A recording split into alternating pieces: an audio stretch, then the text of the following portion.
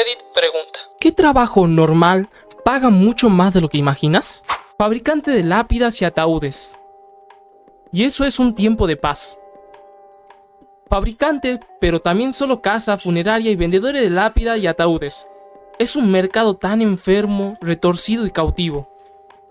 Trabajando en un cementerio, en algún momento salió a la luz que el dueño o director principal de la funeraria estaba ganando probablemente $750,000 al año, lo cual surgió en una conversación sobre cómo tuvieron un año malo en un momento dado, donde se propusieron deliberadamente socavar en una nueva funeraria recién llegada y la sacaron del negocio. Creo que se necesita un tipo de persona muy especial y depredadora para tomar el control de ese tipo de industria de dolor y exprimirla hasta secarla. Pero si no tienes muchos escrúpulos morales, empatía o humanidad o lo que sea, ciertamente hay dinero para ganar allí. Aunque entrar en la industria es obviamente también un gran obstáculo. Una buena amiga mía es doula de muerte y combate activamente el abuso de las funerarias, tanto que la demandaron, pero salió victoriosa. Las cosas que me ha contado sobre cómo manipulan el sistema a su favor son de las cosas más enfurecedoras que he escuchado. En un caso, la oficina de forense tenía que liberar el cuerpo después de 72 horas. Por ley estatal, solo una funeraria, o similar, podía encargarse del cuerpo después.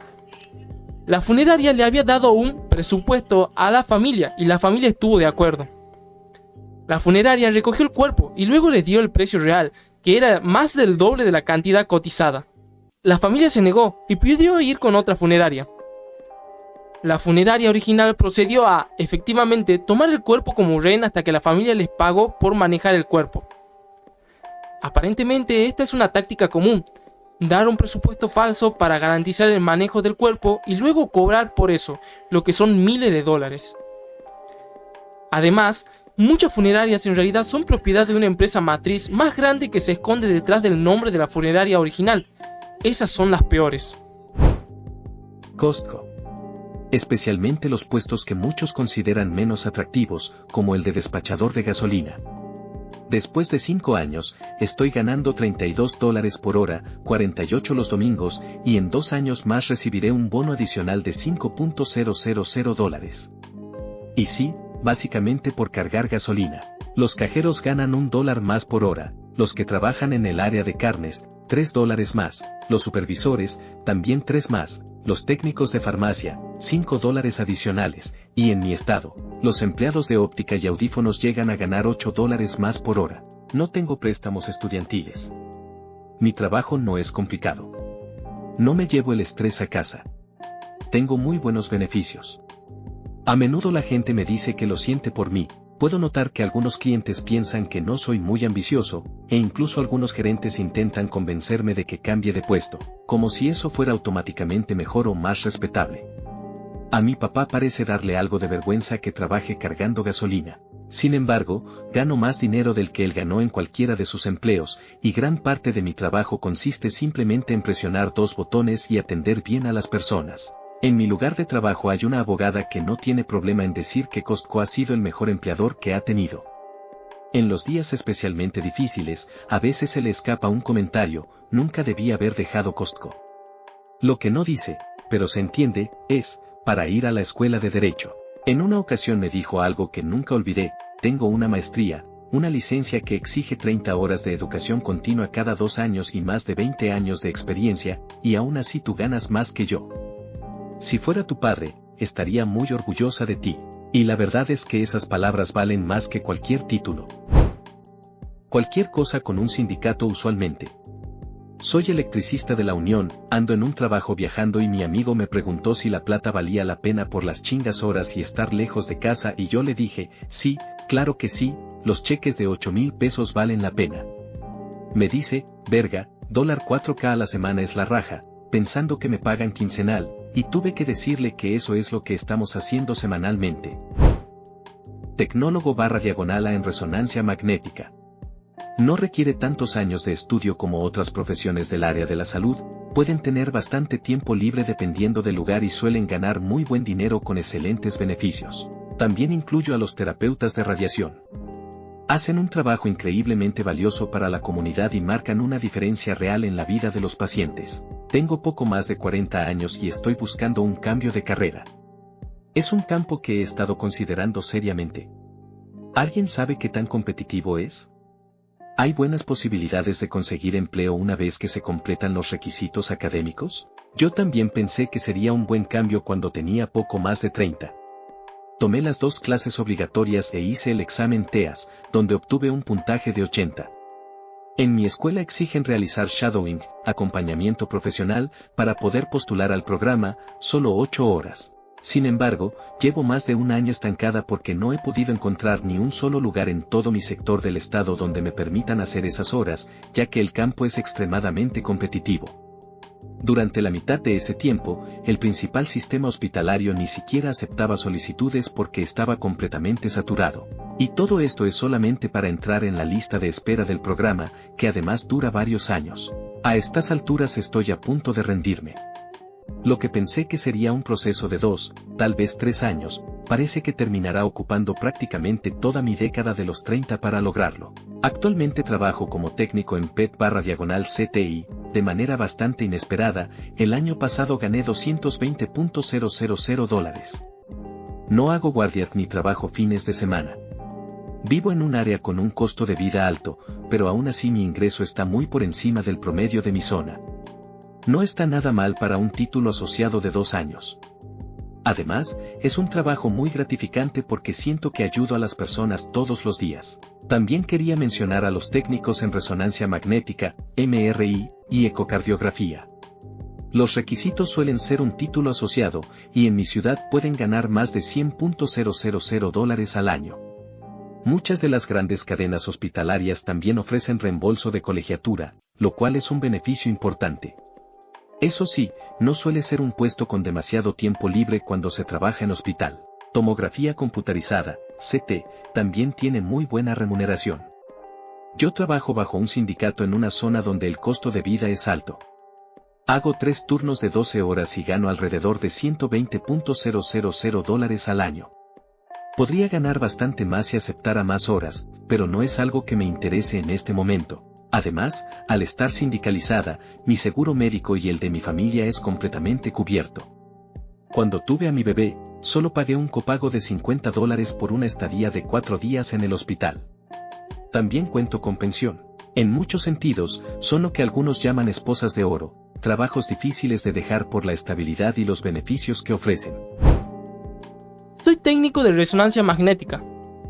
Necesita tener una excelente combinación de habilidades sociales, buena onda con los pacientes y técnicas, junto con un entusiasmo genuino por aprender anatomía y patologías complejas para ser realmente exitoso y bueno en este trabajo.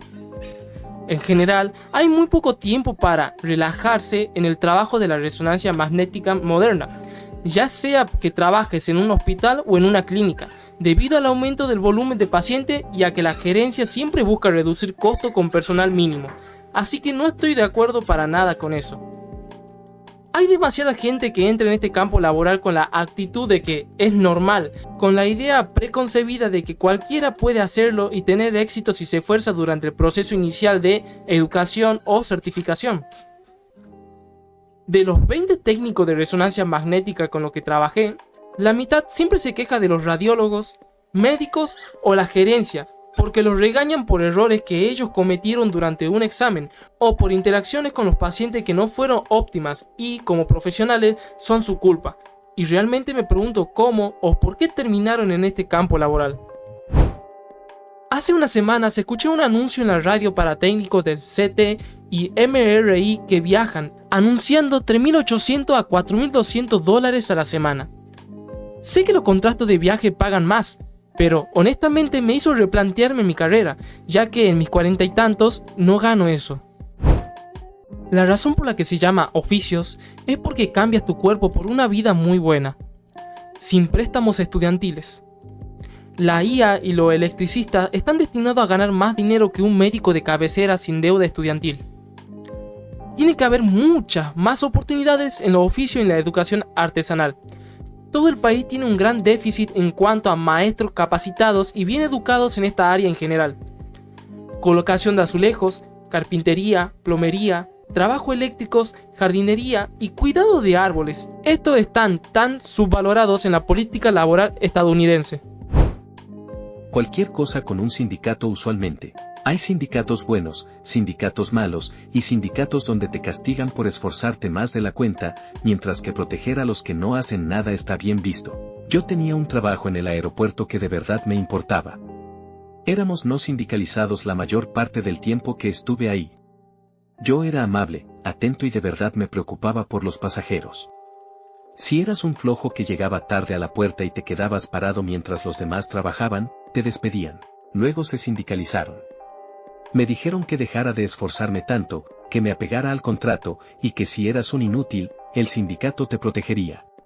Y el aumento por el que lucharon con uñas y dientes, prácticamente se lo comieron las cuotas sindicales. La única forma en que obtuvimos un aumento significativo fue porque estábamos en un estado que subió el salario mínimo. Duré 2 meses antes de decidir dar el salto a la gerencia. Había otras 2 personas con las que era amigo que realmente se preocupaban.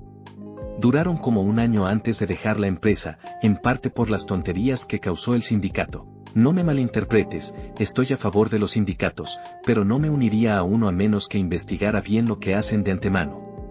Lo mismo con las asociaciones de vecinos. Mecánico de ascensores. Los mecánicos de ascensores sindicalizados, como los afiliados a la International Union of Elevator Constructors, IUS, suelen ganar entre $100,000 y $150,000 al año, dependiendo de la ciudad. En zonas con un costo de vida alto, algunos trabajadores con más experiencia pueden superar los $200,000 gracias a las horas extra. Es un oficio genuinamente calificado. Se necesita comprender hidráulica, electrónica, normativas de seguridad y códigos técnicos, además de la mecánica propia del ascensor.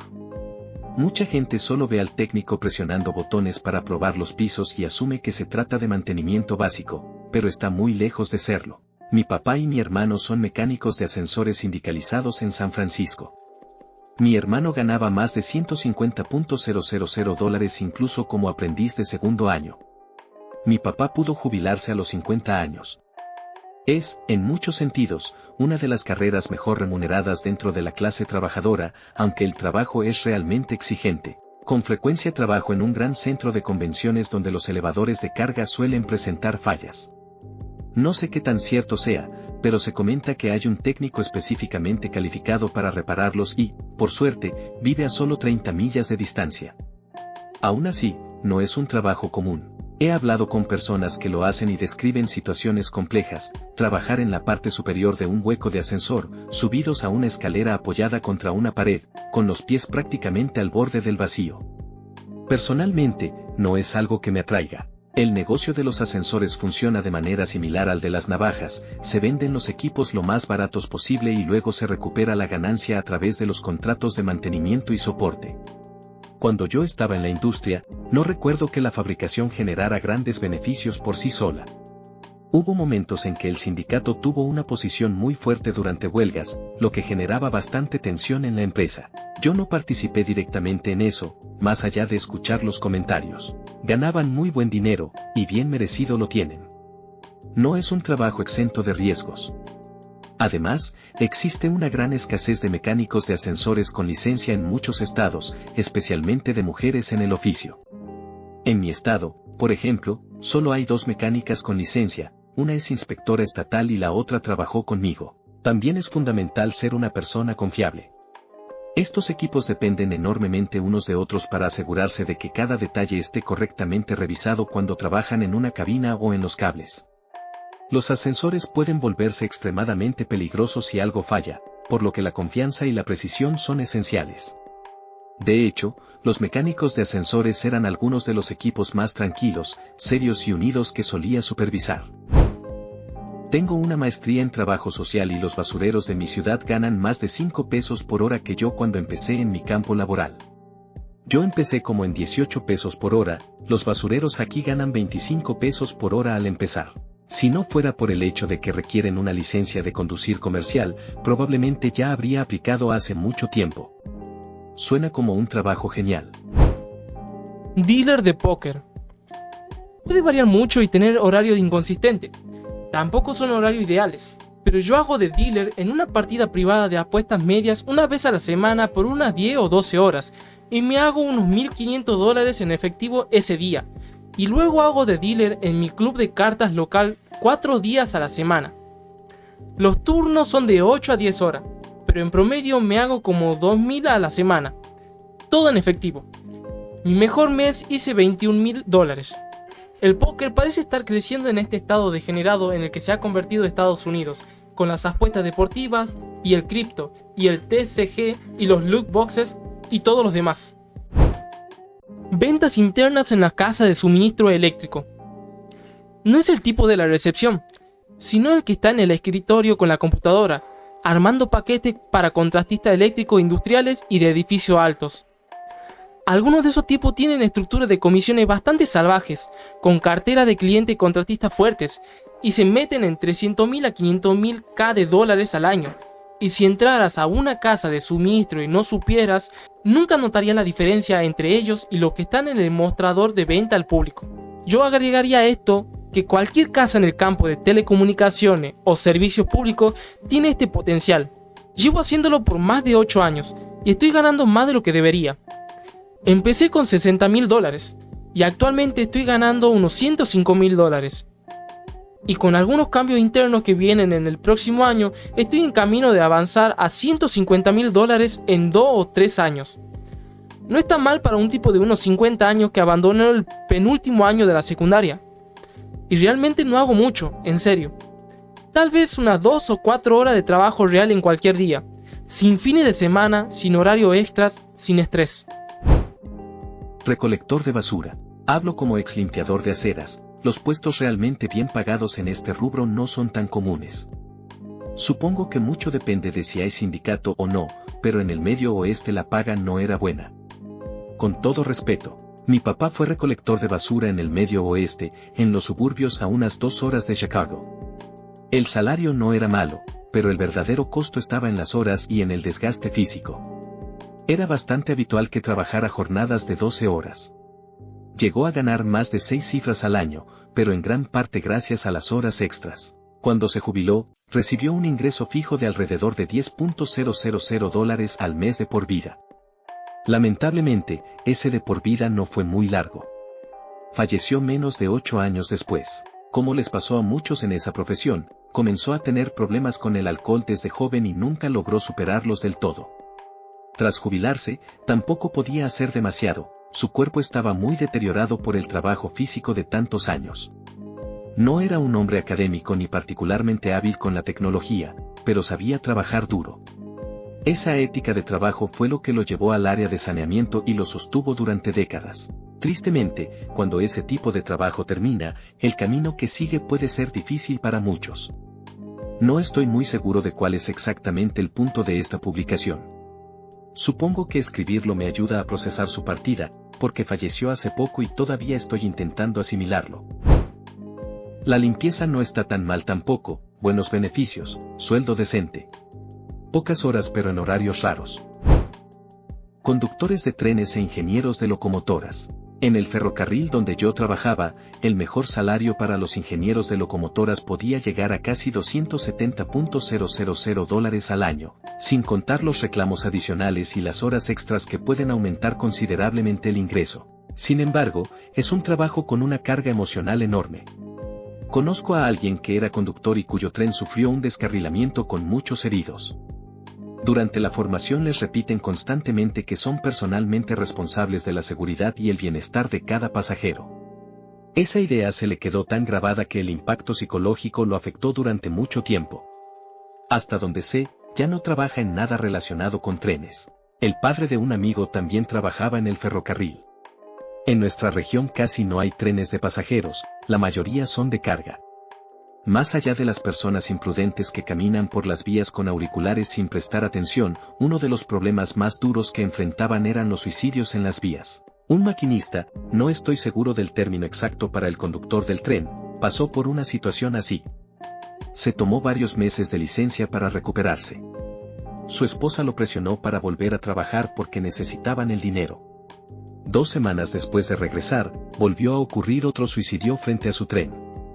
Sufrió una crisis nerviosa, su matrimonio se rompió y, tiempo después, él también se quitó la vida. Fue una historia profundamente triste. Cuando vivía en una zona rural, ocurrió otro incidente, un conductor ebrio perdió el control de su auto, terminó sobre las vías y se fue a casa sin avisar a nadie. El siguiente tren destrozó el vehículo. El maquinista, creyendo que podía haber una víctima, caminaba angustiado por las vías intentando encontrar al supuesto fallecido.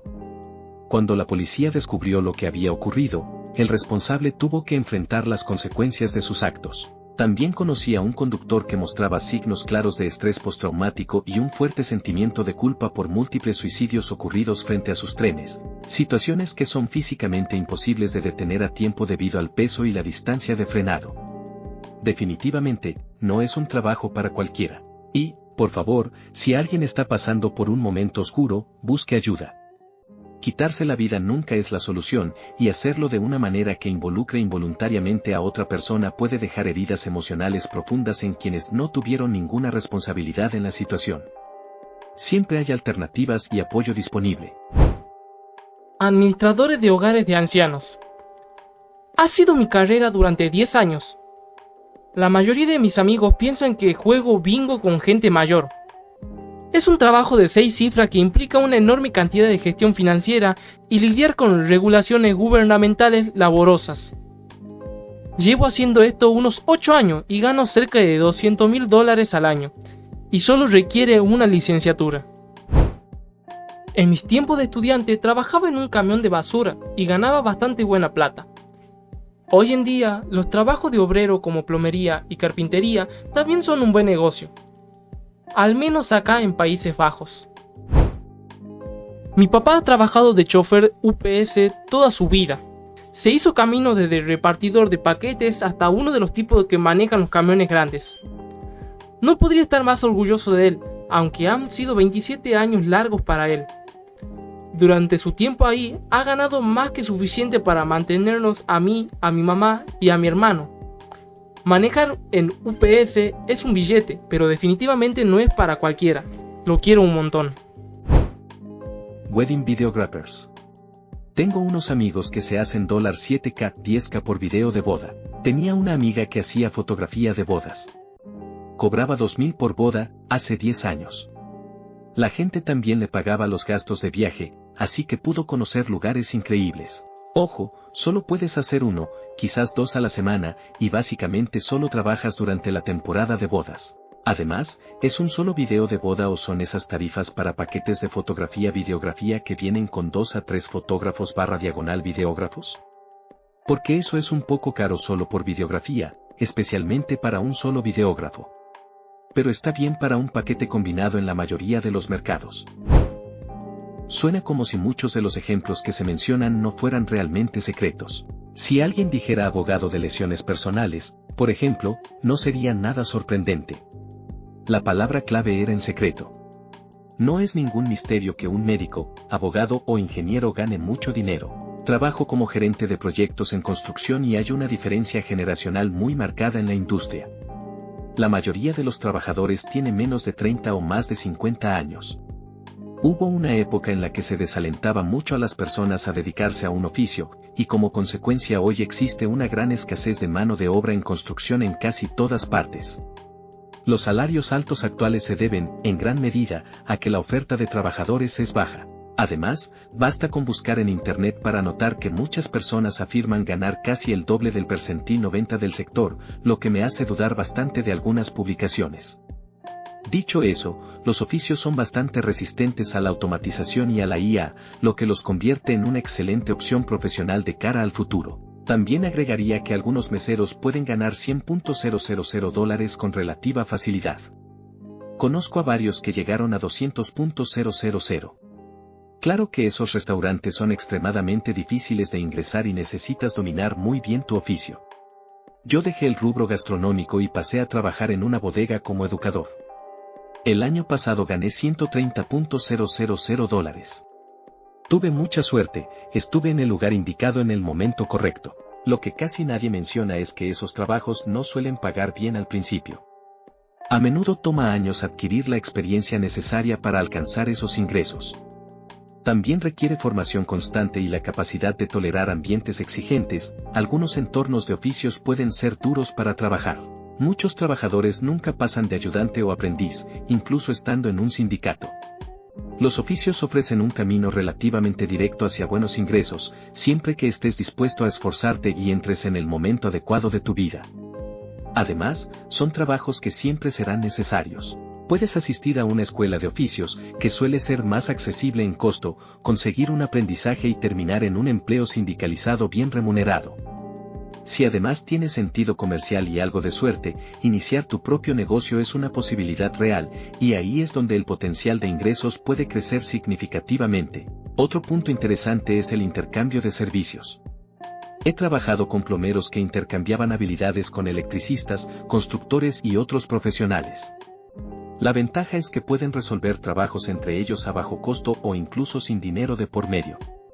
Para un propietario de vivienda, eso puede representar un ahorro enorme en reparaciones, especialmente en aquellas que entran dentro de sus propias competencias. Al final, casi todos estos trabajos comparten algo, requieren confiabilidad, disponibilidad y resultados de calidad con muy poco margen de error. A veces siento que cuando la gente hace este tipo de preguntas, en el fondo busca un trabajo bien pagado en el que no tenga que comprometerse demasiado o pueda ausentarse cuando le convenga. Pero la realidad es que los empleos mejor remunerados suelen implicar responsabilidad real. Las plantas industriales necesitan que sus máquinas funcionen para que la producción no se detenga. Los estenógrafos deben ser meticulosos, porque su labor es fundamental en muchos procesos legales. Los trenes tienen que operar, los sistemas sanitarios deben funcionar, y así sucesivamente. Personalmente, creo que un plomero bien establecido, con experiencia y buenas habilidades para resolver problemas, puede ganar muy buen dinero y llevar una vida bastante estable y tranquila. Mi esposa y yo trabajamos para Trader Joe's, mandos medios. El año pasado ella hizo 84K y yo, que me ascendieron a mitad de año, hice 52K. Mi madre, profesora de secundaria, tuvo pocos alumnos que tomaron ese camino de ser chofer de UPS. Por lo general, tenía que trabajar en un depósito por años, y aunque te hicieras chofer, era un trabajo duro. Es físicamente pesado y estás afuera con todo tipo de clima. No es un mal trabajo, pero te ganas esa plata con el sudor de la frente. No sé qué consideras un trabajo normal. El año pasado gané más de $130,000 jugando con una cámara y sacando fotos de casas de varios millones de dólares todo el día. Mi amigo se hizo $400,000 haciendo lo mismo, pero él hace video y contrata trabajo de fotos. Los pilotos también pueden ganar cantidades obscenas de dinero, aunque el costo de la capacitación es una gran barrera de entrada. Conozco a un tipo que ha estado volando durante mucho tiempo. Le faltan como 10 años para la jubilación obligatoria en su aerolínea principal. La semana pasada ganó como $20,000 tan solo por un viaje de 3 a 5 días. Plomeros. Mucha gente dice que los oficios son menospreciados, pero un buen plomero con su propio negocio puede estar ganando fácilmente más de $150,000 al año. Un amigo mío dejó su trabajo corporativo a los 28 para dedicarse a la plomería y ahora gana más que la mayoría de nosotros. Además, no tiene deuda estudiantil. Muchos plomeros están vendiendo sus pequeños negocios a empresas de capital privado por millones de dólares. Es un rubro bastante resistente a las recesiones, y seamos sinceros, casi nadie quiere lidiar con problemas de desagües o cañerías, así que la demanda siempre existe. Yo trabajé con mi papá, que tenía su propio negocio de plomería, y le iba bien. Cuando me gradué de la secundaria quería seguir ese camino, pero él insistió en que fuera a la universidad. Curiosamente, después de 2 años de carrera, empezó a decirme que quizá debería haber elegido la plomería. Dicho eso, tampoco creo que sea totalmente cierto eso de que todo el mundo menosprecia los oficios. Trabajo en manufactura y siempre ha habido comunidades enteras, pueblos y hasta estados donde los oficios son motivo de orgullo familiar. Hay mucha gente que valora profundamente el trabajo manual y especializado. También es importante decir que no todos los trabajadores de oficio terminan siendo dueños de su propio negocio. Y muchos de los que lo logran eventualmente venden sus empresas a compañías más grandes. Es un camino válido, pero no es la realidad para todos. No hay absolutamente nada de malo en ganarse la vida con las manos. Es trabajo digno, necesario y muchas veces muy bien remunerado. Si algún grupo suele necesitar más comprensión y apoyo social, probablemente sean quienes trabajan en ámbitos mucho más estigmatizados y vulnerables. En definitiva, los oficios pueden ser una excelente opción, pero como cualquier carrera, requieren esfuerzo, habilidad y, en muchos casos, una buena dosis de perseverancia. Operador de planta de tratamiento de agua es una elección de carrera sólida a prueba de IA con mucha oportunidad de crecimiento. En el estado de Gua, la tarifa promedio es de 45 a 60 por hora, y normalmente viene con buenos beneficios. Puedes especializarte en aguas residuales o agua potable. Mi ciudad nos exige operar entre ambas plantas. Nuestro salario depende de aprobar los exámenes estatales. Chofer de UPS. Alguien me comentó que ganaba más de $100,000 al año, y es cierto que puede ser un trabajo muy bien remunerado. El problema es que no es nada fácil llegar a ser conductor. En el 99% de los casos, primero tienes que trabajar a tiempo parcial como encargado de paquetes en el depósito, generalmente en turnos nocturnos, hasta que tu nombre avance en la lista para conductor. La mayoría de los conductores con los que hablé en mi zona pasaron entre 3 y 5 años en el almacén antes de ser seleccionados. Conozco a una persona que se rindió después de 6 años de espera y decidió dejar la empresa. El 1% restante ocurrió durante la pandemia, cuando había una necesidad urgente de conductores y algunas personas fueron contratadas directamente. En ciertas estaciones todavía sucede, pero hay que tener mucha suerte. Ahora que los salarios altos se hicieron públicos, mucha más gente quiere entrar. Y es comprensible. Yo gané $125,000 el año pasado haciendo rutas más locales con camión semi. Tengo amigos que alcanzaron los $200,000 como conductores OTR, larga distancia, en semi para UPS. En mi caso, prefiero estar en casa todos los días, así que los viajes largos no son para mí. Los conductores de paquetes ganan casi lo mismo, apenas unos centavos menos por hora. La diferencia es que los conductores de semi necesitan una licencia comercial, CDL, mientras que los de paquetes no. Pero no es como si llegaras a UPS, te entregaran un camión y empezaras automáticamente a ganar 6 cifras. Por lo general, el camino comienza en el almacén y se va ascendiendo con el tiempo. Y aunque nunca trabajé directamente para UPS, hice algo muy similar en Amazon, y puedo decir que no es un trabajo sencillo. Si eres joven y no tienes problemas de espalda, pies, tobillos, rodillas o caderas, probablemente al principio lo lleves bien. Pero con el tiempo, subir y bajar del camión cientos de veces al día termina pasando factura. Si ya comienzas el trabajo con algo de desgaste físico acumulado, aunque no sean lesiones graves, el esfuerzo se siente aún más. Recuerdo que al final de cada jornada caminaba como una persona mucho mayor. Solo pude mantener ese ritmo un par de meses antes de dejarlo, y eso que estuve 5 años en el ejército y he tenido otros trabajos físicamente exigentes. Es un empleo que puede pagar muy bien, pero definitivamente no es para cualquiera. Costco. No sé si sigue siendo un secreto, pero incluso los puestos más básicos pueden llegar a ganar $31,20 por hora, más el pago adicional de los domingos. Eso significa que el ingreso puede ser bastante alto, incluso para quienes se encargan de recoger y empujar los carritos en el estacionamiento. Los cajeros, operadores de montacarga y cortadores de carne ganan todavía más. Los empleados que empujan carritos suelen estar en la escala salarial B. Yo trabajé en ese puesto durante 4 años y sinceramente, de todos los cargos que existen allí, considero que deberían estar en la clase A. A menudo reciben un trato menos favorable que casi cualquier otro departamento. Además, tiene que trabajar al aire libre en todo tipo de clima, calor intenso, lluvia o frío. Es un trabajo físicamente exigente y constante, y muchas veces no se reconoce lo suficiente el esfuerzo que implica. Hacer trabajos comunes para gente rica usualmente paga un montón de plata.